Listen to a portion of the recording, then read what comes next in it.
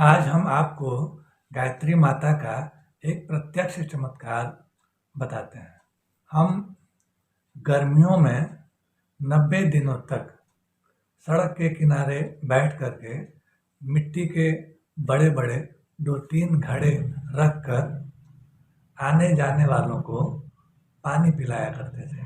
पानी के साथ-साथ नींबू का शरबत और गुड़, कभी मिठाइयाँ, ये सब हम दिया करते हैं। तपती दोपहरी में जहाँ सड़कें सुनसान हो जाया करती, हम भरी दोपहरी में गरम गरम लू के थपेड़े में सड़क के किनारे किसी पेड़ की छाया में बैठ करके आने जाने वाले राहगीरों को पानी पिलाया करते थे। कोरोना काल के बाद से ऐसा हुआ कि वो बंद हुआ और हम इधर गौ सेवा में व्यस्त हो गए और वो चीज़ बंद हुआ तो अभी तक बंद है। मन करता है कि फिर से पानी पिलाएं, लेकिन हाथ सीमित है। अगर आपका योगदान मिले, सहयोग मिले, तो इस कार्य को पुनः किया जा सकता है। कई सालों तक हम यह कार्य किए, लेकिन आपको यह पता होगा कि कोई चीज़ रुक जाती है तो फिर से शुरू करने में कठिनाई होती है और उस कार्य का जगह कोई और कार्य ले लिया। हमारा जो समय पानी पिलाने में जाता था, हमारा वही समय कोरोना काल के बाद गौ सेवा में जाने लगा। तो हम आपको बता रहे थे कि 90 दिनों तक हम नियमित हर गर्मी में सड़क के किनारे बैठ करके पानी पिलाया करते।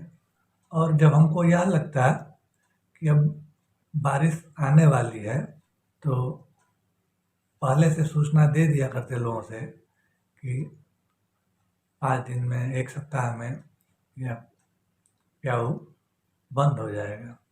और जिस दिन हमारे उस प्याऊ का समापन होता, उस दिन हम वहाँ पर भंडारे का प्रबंध करते।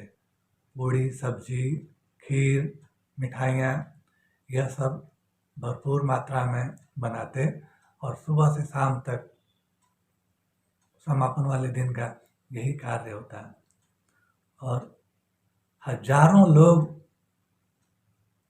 उस भंडारे में शामिल होते हैं और दैव योग से पता नहीं कैसे ये कार्य हो जाया करता था। तो एक टेंट के मित्र हैं, हम उनके पास जाते और समापन वाले दिन के लिए उनसे बर्तन और कुर्सियाँ सब ले करके आते और प्याऊ वाले ही जो लोग हमसे प्रभावित रहते, उन्हीं लोगों का सहयोग लेकर के और भंडारे का भी काम, चूँकि जिस जगह पर लगाते थे तो अगल बगल के लोग हमसे जुड़ते थे और जुड़ करके और फिर उनको पहले से हम बताए रहते थे कि इस दिन जो है भंडारा होगा, तो उनमें से बहुत से लोग पूड़ी बनवाने के लिए, सब्जी बनाने के लिए, और चूँकि हम कोचिंग का कार्य भी किए हुए हैं, शिक्षण का भी कार्य किए हैं, तो बहुत सारे जो हमारे स्टूडेंट रहे हैं वो भी आकर के और इस कार्य में शामिल हो जाया करते थे। हाथों हाथ चीज़ें बन जाती थीं और इस तरह से 90 दिनों पश्चात प्याऊ का समापन हो जाया करता था। तो हुआ क्या कि बगल में ही जिस जगह पे हम प्याऊ लगाते थे तो उसके पीछे ही कुछ लोग रहते थे। तो भंडारे का कार्यक्रम हो गया और सुबह से शाम तक लगातार हम सक्रिय रहे और फिर रात के समय हमको गौ सेवा वाली जगह पे भी पहुंचना था। वहाँ पे गायों के लिए देखभाल करना, कुछ व्यवस्थाएं करना, तो वहाँ भी जाना था हमें। तो एक तरफ तो भंडारा पूर्ण हुआ और बड़े बड़े भगोने, कड़ाहा, ये सारी चीज़ें उस जगह पे और कुर्सियाँ। तो बगल में एक लोग रहते थे, तो हम उनको दिखाए, बोले कि भैया हम जा रहे हैं और सुबह आएंगे। बोले कोई बात नहीं, आप जाइए। तो कुर्सियों का 50 कुर्सियाँ मंगाए थे, तो 25-25 कुर्सियाँ के ऊपर एक ऐसे सरिया दिए थे और वहाँ रखे हुए थे। जब दूर से ही आए तो हमको क्या दिखाई देता है कि कुर्सियों का 2 बंडल हम लगाए थे एक ही बंडल दूर से ही लाल लाल कुर्सियों का हमको दिख रहा था, तो मन में तो शंका हो गया। नज़दीक आए तो देखे तो हमको लगा कि जिनको दिखा के गए थे वही शायद जो है। तो हम उनसे पूछे तो हमसे बोलते हैं कि अरे आपको भीतर रख देना चाहिए था। खैर, हमारी 25 कुर्सियाँ गायब हो गई। अच्छा, हम ना बहुत ओवर कॉन्फिडेंस रहते थे, आत्मविश्वास से भरे हुए जिसको बोलते हैं कि अरे हम इतना अच्छा काम कर रहे हैं और आने जाने वाले सभी लोग हमारे इस कार्य को देख रहे हैं, तो कोई भी हमारे साथ दुर्व्यवहार नहीं करेगा, हमारे साथ कोई गलत काम नहीं करेगा। हमें यह विश्वास था। लेकिन हम जब यह देखे कि अरे कुर्सियाँ चोरी हो गई और वो कुर्सियाँ हम किसी से ले करके आए हैं, तो बहुत दुखी हुए हम। जब देखे कि कुर्सी गायब हो गया तो एकदम समझ जाइए कि दुख का हमारा सीमा नहीं रहा, कि क्योंकि हमको पता चल गया कि अब कुर्सी चोरी हो गई। दुख का हमारा सीमा इसलिए नहीं रहा कि कैसे कैसे हम उस कार्यक्रम को, पहले तो 90 दिनों तक के लिए चीनी का व्यवस्था करो, घड़े का व्यवस्था करो, और जो है शरबत बनाओ, हैंड्स का अरेंजमेंट करो, तो बहुत भंडारे वाले दिन सब्जी का प्रबंध, तेल का प्रबंध, घी का प्रबंध, आटे का प्रबंध, हर चीज़ों का प्रबंध करो। और ऊपर से चीज़ें जब गायब हो गई तो मन में ये भाव आता था कि किसी को हमारे सेवा कार्य से कुछ लेना ही देना नहीं है। हम इतना तपस्या कर रहे हैं, इतनी साधना कर रहे हैं, इतना परिश्रम कर रहे हैं, और हमारे परिश्रम का कोई वैल्यू ही नहीं है। यही सोच सोच के हम बहुत दुखी हुए जा रहे थे। और करते करते हम टेंट टेंट वाले भैया के पास पहुँचे, उनको बताए, तो वो बोले कि हमको शक हो रहा था कि गायब हो जाएगा। हम शाम को ही सोच रहे थे कि वो बोले कि हम शाम को ही सोच रहे थे कि हम चीज़ें मंगवा लें, लेकिन हमें लगा कि अभी कार्यक्रम चल रहा होगा, इसीलिए हम डिस्टर्ब नहीं किए। तो उनको बताया कि भैया 25 कुर्सियाँ तो गायब हो गई। तो हम उनसे पूछे कि भाई कितना देना पड़ेगा आपको, तो वह बताया कि कम से कम 5,000 रुपये तो आपको देना ही पड़ेगा। खैर, बहुत बहुत दुखी थी कि कैसे कैसे पैसे का अरेंज किए, कैसे कैसे पैसे का अरेंजमेंट किए, व्यवस्था किए, सामानों का अरेंजमेंट किए, और अभी 5,000 रुपया किससे मांगेंगे, किससे कहेंगे कि आप हमें 5,000 रुपया दीजिए। खैर, घर आए,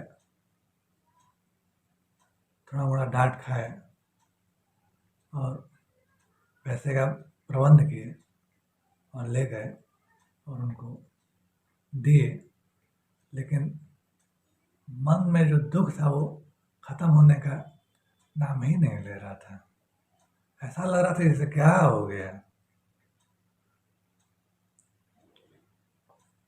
तभी शाम के टाइम हमारे मोबाइल पे मैसेज आता है,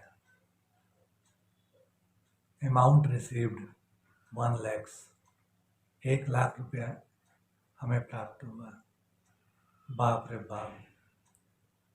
बचपन में कुल्हाड़ी वाली कहानी सुने थे कि एक आदमी था, पेड़ काटते समय उसकी एक कुल्हाड़ी गिर गई और नदी के किनारे बैठ करके और वह आदमी दुखी होने लगा, और जो तालाब देवता थे वो प्रकट हुए, और प्रकट होकर के और उसको एक चांदी की कुल्हाड़ी दिखाए, तो बोला कि नहीं नहीं, ये हमारी कुल्हाड़ी नहीं है। फिर उसको सोने की कुल्हाड़ी दिखाए तो बोला कि नहीं नहीं, ये भी कुल्हाड़ी हमारी नहीं है।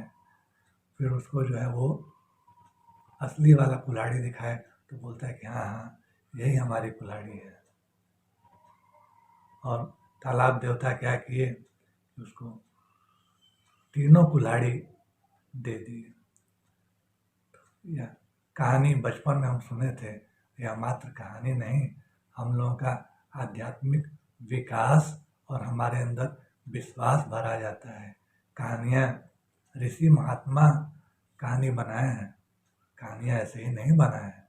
अगर उन रास्तों पर चला जाए तो जीवन में चीज़ें वो अपने साथ भी घटित होने लगती हैं तो यह कहानी हमको दिखाई देने लगा कि यदि हम सच्चाई के मार्ग पे हैं, अच्छाई के मार्ग पे हैं, तो प्रकृति की बड़ी बड़ी शक्तियाँ जो होती हैं वह मार्गदर्शन करती हैं, वह सहयोग करती हैं। उनके लिए 4,000 रुपये का, 10,000 रुपये का, 50,000 रुपये का कोई मोल ही नहीं है। तो इस प्रकार से 1,00,000 रुपये हमें प्राप्त हुए। कहाँ 4,000 5,000 रुपया हमें कुर्सी का देना पड़ा एक्स्ट्रा, और भगवान हमारे दुख को खत्म करने के लिए और अपने अस्तित्व को अनुभव करवाने के लिए वो व्यवस्थाएं करके हमको दिए। तो हमारे जीवन का यह गायत्री माता का एक प्रत्यक्ष चमत्कार है, और ऐसे अनेकों चमत्कार गायत्री माता का हम अपने जीवन में अनुभव किए हैं। आप हमारे इस वीडियो को अपने तक मत रखिएगा, बहुत से लोगों को ज़रूरत है, फॉरवर्ड कर दीजिएगा। और कृपा करके आप हम अगर देख रहे हैं हमारे इस वीडियो को तो चैनल को सब्सक्राइब अवश्य कर लीजिएगा। जितने भी अनुभव हैं हमारे, ऐसे ही हम बोलते बताते रहेंगे। आभार आपको।